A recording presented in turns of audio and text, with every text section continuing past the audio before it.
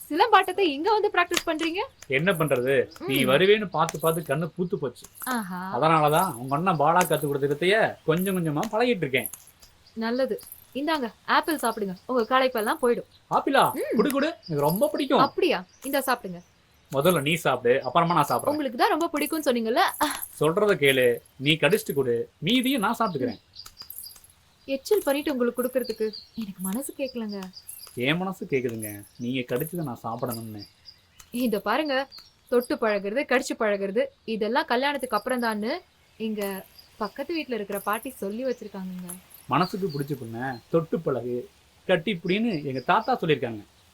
சரி சரி. இப்ப நான் என்ன செய்யணும்? இந்த ஆப்பிள் கடிச்சு குடுக்கணும். அவ்வளவுதானே? அவ்வளவுதான். சரி. ம்.